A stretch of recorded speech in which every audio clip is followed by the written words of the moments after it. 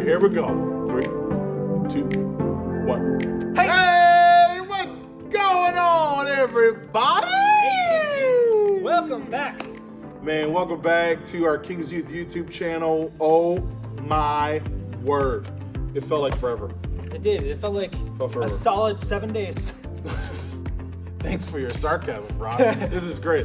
It felt like 7 days, but I'm so glad we're doing it. It just feels like a fresh way to connect with everybody, have fun, and engage. Yeah. It's really cool, man. I'm thoroughly enjoying this. Preparing every week, it's so much fun. I know. And when you look at us, it doesn't look like we go together. It's like peanut butter and fluff sandwiches. It's like, doesn't seem to go together, but it's good. Yes, so hope you're doing well. Hope you're coroning well. You're enjoying your life. You're watching some Netflix, reading your Bible, hanging out with friends. Ron, how's life, man? How are you coroning? I was this season? Well. Hanging out with Megan, my wife, hanging out with family. Mm-hmm. Been playing some Animal Crossing as well. That came out for the Nintendo Switch recently, so I've been playing a lot of Animal Crossing. Okay, pause, time out, flag on the play. What is Animal Crossing? So basically, how do I describe it? You're on a deserted island. You chop down trees. What? And that's a game? First of all I heard was desert island.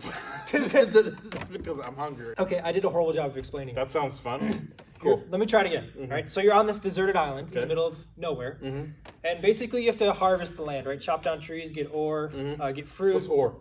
Like ores, like iron ore, like gold ore, like raw material. Cool. Sorry, I actually don't know what ore is. But okay, cool. Anyway, and you have to go to different islands and get villagers to come to your island, make a village, try to build it up. Wow, that sounds intense. It's fun. That's great. That's cool, man. Well, I'm glad you're coroning well. How about you? Hey, I'm doing well. I'm hanging out with my 4 kids, hanging out with my wife, watching movies, doing some stuff around the house, working my job, just kind of enjoying every day. And I've been cooking. You've been cooking? Yep, Ron, I've been cooking because I actually don't know how to cook. Don't judge me. I don't know how to cook. Hey, I don't know how to either. And so most recently, I've been cooking for my 4 children, which is like a zoo, trying to feed them all, right? I've met your kids, and they are pretty wild. Yeah. Feed me! Yeah, they're just great. So lately, I've been feeding them frozen waffles. So you just put them down, then toast it, and then, pop on up. Yeah, it's, nice. And it's good. I have a question, though. Bliss. How long is, the perfect toast? Okay, the perfect toast, in my opinion, is number 5. You can challenge me if you want, but number 5, you know how they go from 1, 2, 3, 5, 6, 7, 8, whatever, and then it's burnt? Yeah. My perfect toast ratio is 5. 5. So it's is it low crunchy, but still little? Or is it very crunchy? So it's slightly crunchy, but slightly soft because the butter will just ooze down. Okay. Anyways. Question for you, though. Yes. Answer. I have this discussion with more people than I'd probably like to admit. I don't know why it comes up, but it does. But when it comes to syrup for your waffle, right? Dude, syrup choice will make or break it. Dude, 100%, right? 100%. So do you do natural maple syrup, or do you do Aunt Jemima? Okay, so we're gonna cancel the real syrup. Yes. Oh, cancel that. Yes. Cancel it. Your little glass bottles, that type of cancel it. Okay. All right. I'm gonna go with Aunt Jemima. Dude, yes, come on. Aunt Jemima is the best, as well as Mrs. Buttersworth. If you have a last name that is Buttersworth, you better believe your flavor is going to be good. Speaking of cooking, I actually made something for you this week. No way. Yeah, I spent time in the kitchen, made it for you. I worked hard over this. So. I'm excited. Yeah, I got it for you. Here we go. Is it chicken? Now that I think about it, I probably should have added some chicken. Would have made it better, but that would have been very helpful. It's okay. But whatever. Here we go. Cool.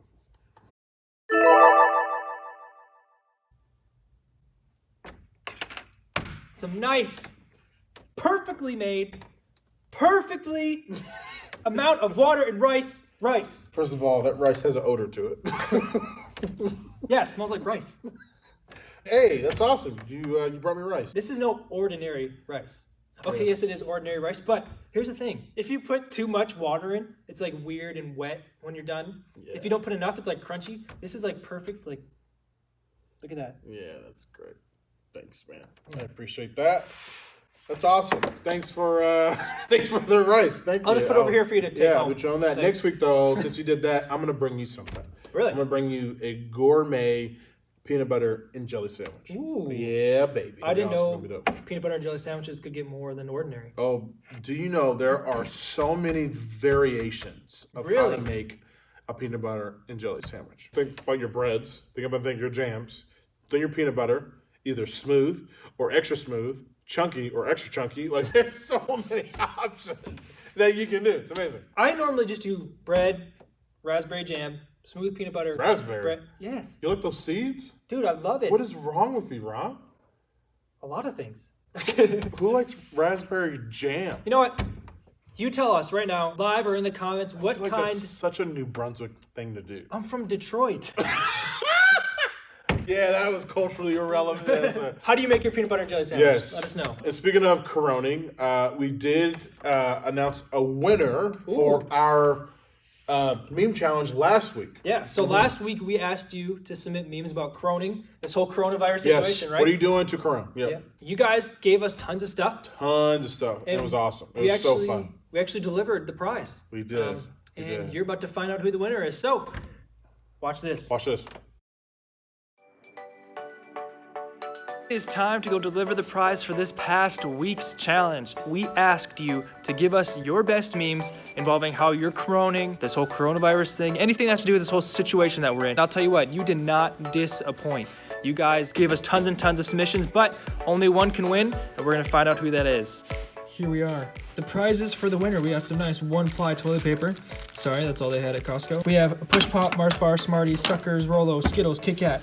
Anything that you could dream is right here. That could last you a solid, I don't know, maybe an hour. Please don't eat all an hour. That would not go well. First, actually, I have to go pick up Bradford, and then we will see what happens. Yeah, we'll find him. Just realized that I forgot something. Something essential. Ah, yes. Never go anywhere without it. Here we go, here we go, here we go. So friends, we're off to drop off our first prize. Oh, don't want to hit this lady. Hey, ma'am.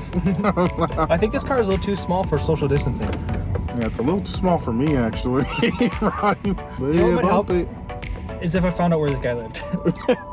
Yeah, that's a good first step, Ron. Just give me a moment. 8 minutes! Siri, we don't want to tell everyone where this guy lives.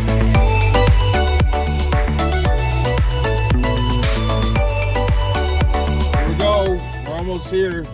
Hopefully, this is the right house. That'd be very awkward. Can you imagine? Nice little neighborhood. Oh, wait, I think this is it. 33? I think so. What do you mean you think so? We're pulling it. We might be at this random person's house. All right, let's get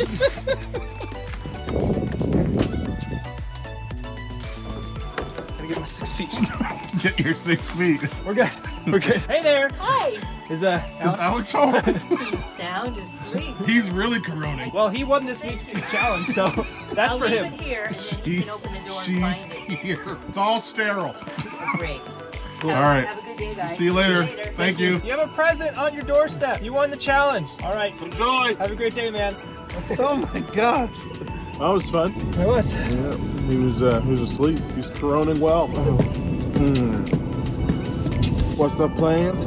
Wash your hands. Hey, what's the plans? Wash your hands. What's the plans? Wash your hands. Well, that was a fun little ride, friends. Alex, if you're watching, hope you enjoy the gift, man. Do I say enjoy like the toilet paper, or is that a little weird? Maybe. When I went to get toilet paper, they were all out. And all they had was the crappy one-ply toilet paper. Oh my gosh! So it's not even quality toilet paper. It's okay. That's all right. It's all right. We still have Alex. Better than using your hands.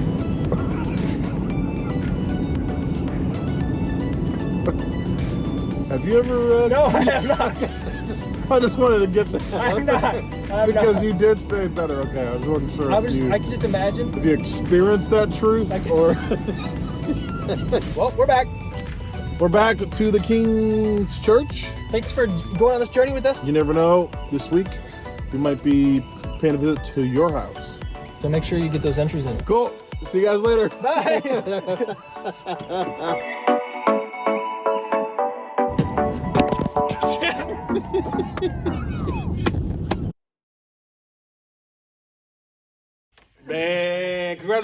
Alex. It's Yes. crazy. Good job. Dude, that drive to your house was quite rocky. Please contact whoever is in charge of your roads because that road was horrible. There's a lot of jiggling going on in your car. We couldn't even get a good video and really pulling up to No, it was crazy. But- Well, congrats, man. Hope you enjoy your the toilet paper and your candy. And stay tuned Yeah. for the end of the video to find out what the next challenge is because That's right. it's definitely going to be interesting. Yeah, It's going to be interesting. It's going to be awesome. Before we move on to the video, I got an important thing to say, Ron. Say it! I got a dad joke for you.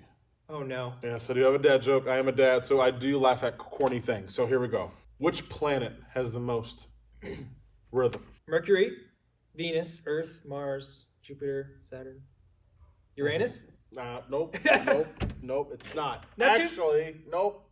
Pluto. It's- That is a planet. Nope, it's Bruno Mars.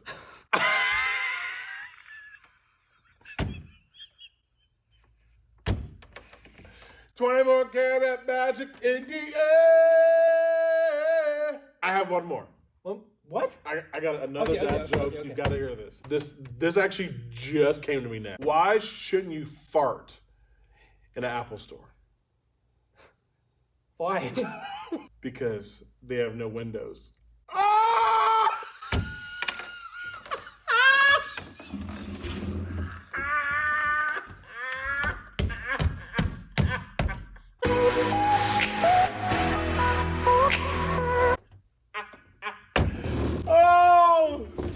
Oh, that's killer. I just Wow. wanted to put that on. Actually, I have a question for you about dad jokes. Yeah, sure. So I'm not a dad. Yeah. Right? No. When is it, what point as a dad are you able to make these dad jokes, right? Because obviously if I made them, they would have no effect because I'm not a dad. Well, Ron, it's when you become a dad. I feel like the most relevant time to make a dad joke is when your kids can be embarrassed. Okay. Right? The joke has to be cringeworthy, and the joke only is funny to the dad. The joke is never supposed to be funny to the kids or to your wife. It's supposed to be only funny to a dad. That's what's called a dad joke. Okay. The more that the kid is embarrassed, the better the dad You are joke. correct. Okay. You're correct. So stay tuned for next week. Another dad joke coming your way. I don't know if I can handle that. Anyways, hey guys, before we move on, we're excited to kind of start kind of a new thing that we're doing, a new series of talks that we're going to talk about. We're going to talk about anxiety, fear, and worry, and the many things that are just kind of happening right now. We believe that God has a now word for us, and we want to listen and to tap in. And so tonight we're going to talk about anxiety. My good friend Ron is going to talk about anxiety. Yeah, we decided to put a pause on our None of Your Business and Save the Date series. We just felt like now is a good time to talk about this. Yeah, and, absolutely. I recorded a video earlier, and we have it here for you. Just check this out. Yeah, enjoy. I've got a question for you. How many of you have ever tried to hold your breath for as long as you can? When I was in high school, I was in a lifeguarding class, and every day we had to swim laps back and forth just to make sure that, we're getting our endurance up, swimming and swimming. But I was always amazed how some people could hold their breath for so long. Like they could go to one side of the pool and back without even coming up for air. I was like, what the heck? And I never could, but I'd always try. I'd try my hardest to hold my breath for as long as I could. And there'd become a point where I couldn't hold it in anymore, right? It's like, you're like, and you just gasp for breath and it feels so relieving. Let's try it right now, ready? Just kidding, don't. I don't want you to pass out. But you know what I'm talking about, right? That point where you just try so hard to hold your breath, but you can't anymore. There's almost a pressure. I think a lot of times we also feel this same kind of pressure when it comes to real life things. A pressure that's similar, maybe not necessarily in our lungs, but we feel pressure on us, we feel like we have to conform in some way. Maybe, I don't know, maybe when you're in school or when you were in school, not right now, but when you were in school, you felt this pressure you need to get good grades. Maybe you feel pressure from your parents to act a certain way or your friends to be a certain way. Maybe you're even putting pressure on yourself for whatever reason about different things, about schooling and where you want to go and what you want to do with life. Or maybe you're feeling pressure just comparing yourself to other people on social media. Who knows? But I think we oftentimes in real life, we find that we have the same pressure on us. We're waiting for that big breath of fresh air. I find a lot of times this pressure comes from fear, the fear of not being able to fit in or the fear of not being accepted, whatever it may be. But let's put it in different terms, okay? Not just pressure, but stress and anxiety. In this season that we're in, this whole coronavirus season, it's very easy to be stressed and anxious about what's going on. Like, what am I gonna do about school? If you're graduating, like, what does that look like, right? What are you gonna do to spend time? How are you gonna be able to see your friends? All these different things that are going on in your mind are just things that add stress and anxiety. Maybe you feel these things with normal, everyday things. Maybe you feel them in, I don't know, what you're gonna wear tomorrow, or what are you gonna do tomorrow night while you're sitting at home bored? And these things are just in our life. We often ask ourselves, like, is it anxiety or is it just stress? Like, is this a big deal? Or am I just making something a big deal? Do I need help with this, or can I handle it on my own? We ask ourselves these questions when it comes to these kind of huge things that are going on. We don't know how to approach them sometimes. Let's put it this way. When you're feeling anxious or stressful, you oftentimes don't know what to do. But if you think about it, with a car, like let's use a car for an example. When a car is running out of gas or needs repair or needs anything, the light comes on and says, hey, look after me. I need help. Give me gas. Go to the gas station, whatever it is. But the thing is, you're not a car, right? You're a human being who has different circumstances, backgrounds, mental attitudes, hormones, all these things going on.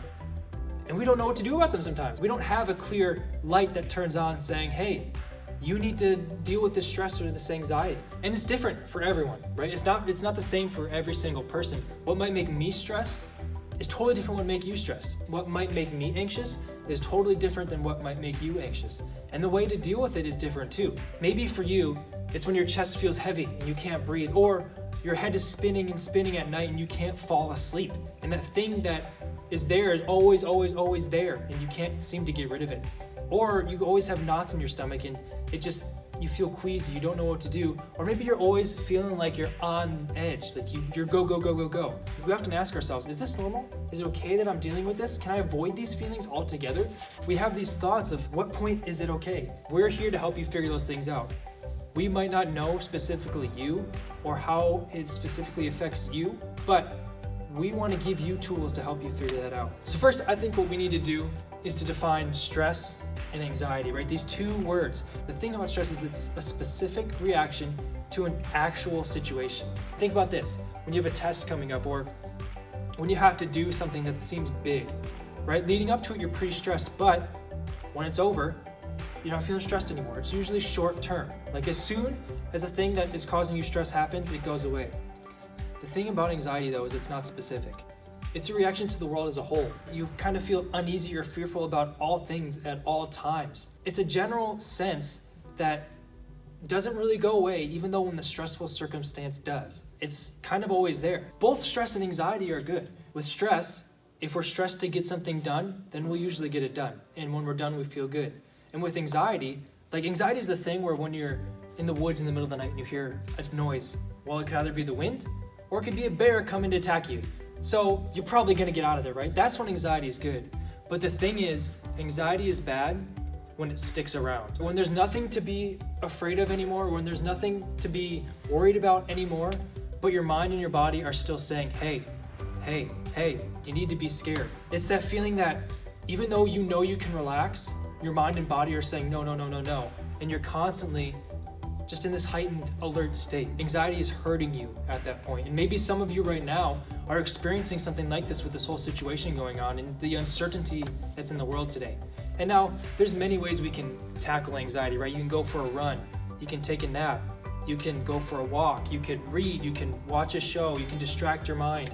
You can do all these things, but I want to talk about something specific that I think can help all of us, whether our anxiety is severe or it's simple. We all deal with anxiety, and I think what I'm about to share with you is going to help every single one of us. First of all, here's the thing. If you struggle with anxiety, which if you're human, you do, you're not alone, right? Anxiety isn't a new thing. Like, people have been dealing with it for centuries. And there's some serious truths that we can find throughout history that can help us deal with anxiety. Specifically, I want to look at something in the Bible, the book of Psalms. Now, the book of Psalms is a book of poetry. There's many different things. We see recordings of historical events, of things that people went through. We see different ways that people express their love and thanks to God. But this specific one, written by King David, David was actually captured and being chased.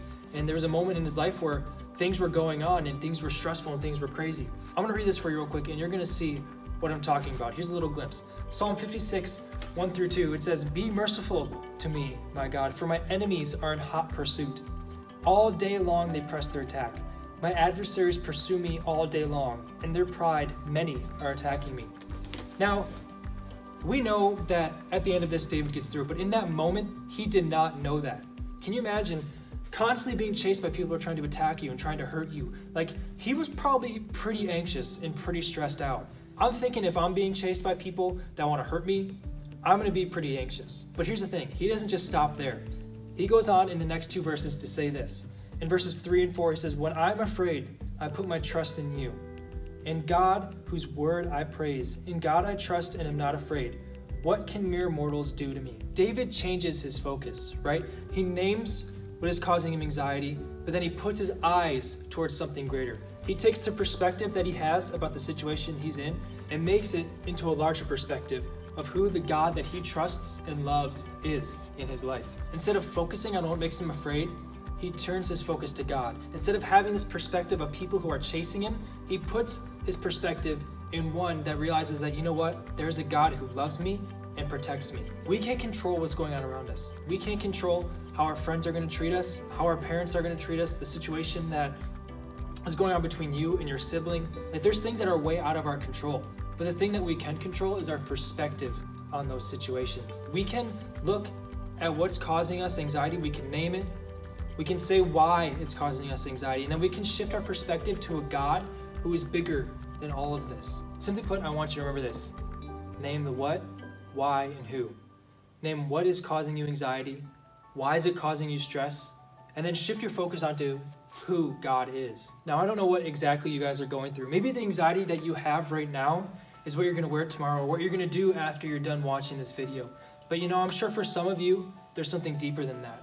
Maybe it's your parents don't stop fighting. There's this relationship that you have with someone that you don't know how it's gonna end. Maybe it's gonna be good, maybe it's gonna be bad. It's in a rocky place. Or maybe there's even a friendship that, you know what, you just don't know where it's going. It seems like you guys are kind of drifting apart. You have one view on life and they have another view on life. In those moments, you go to God and you say, okay, God, my friend and I aren't as close as we used to be. You're naming the what. I'm worried that I'm gonna lose them as a friend. I'm worried that I'm not gonna have that person who's close to me anymore, that I can talk to, that I can confide in. That's naming the why it's stressing you out. And then you say, but God, I know that you are great. God, that you love me more than anyone else can love me. God, that you care about me and my friendships, and you care about them way more than I can imagine. And that's naming who God is and his promises for you. Now, is this gonna be perfect? Is this gonna be something that is going to completely fix everything? You know what? Probably not. But forming this habit will help you so much when it comes to anxiety. When those things come up, when that feeling doesn't go away when it should, putting the perspective you have on the situation and making it larger and putting truth into that perspective is going to help you see that, you know what, no matter what comes at you, that there's a God who loves you, who cares about you, sees everything that you're going through and wants to help you. At the end of the day, it comes to this. There are tools on tackling anxiety. You are not alone. You can do it. I know you can. I've been through it myself. And when things come up, when stressful times come up, when stuff like the coronavirus comes into our life and shakes up our whole world, shakes up our whole rhythm, we don't have to be afraid. We don't have to be anxious. We don't have to be stressed, because there's a God who sees this and has a greater perspective. He sees the whole story. Right now we're at the beginning or the middle. Hey, we might even be close to the end. We don't know, but God does. And we can trust that he has our best interests in mind. As we go today, no matter what situation you are in, whether you are stuck in anxiety or stuck in stress, or in a season in your life where you're not feeling very stressed or anxious at all right now, there will be times in your life where you feel anxiety and stress rise. But know that there are tools to tackle anxiety. And there are people that want to walk through it with you. Whether that's your parents, a small group leader, a counselor, there are always ways forward. And more importantly, there's a God who is crazy about you and will help you get through it all.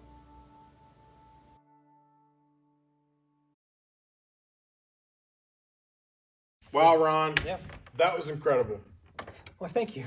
Good work. I really feel like if we recognize that God has given us tools to tackle anxiety, then we can find, like, that doesn't mean it's going to make it, but our anxiety is going to go away, right? Yeah. It's always going to be a part of us. But if we recognize, what is it causing us anxiety? Why is it causing us anxiety?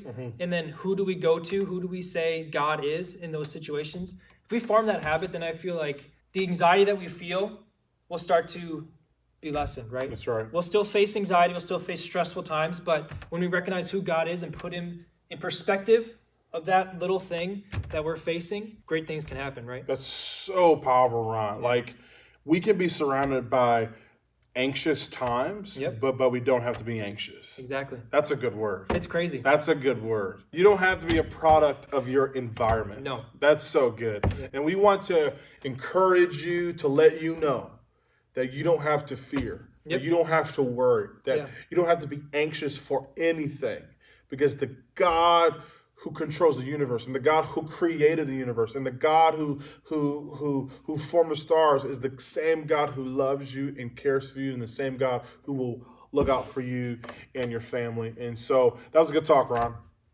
Very inspiring and encouraging. Yeah. So take that. Take that, enjoy that, read your scriptures, read your Bible. Meditate on that scripture. Meditate on that. Psalm 56, meditate on that. It's going to be good. Yeah. So the next 5 minutes, we're going to prepare for our small groups. Ron, explain kind of what's happening for small groups. Yeah, so 5 minutes after this is done, after this video is over, we are going to do Zoom small groups.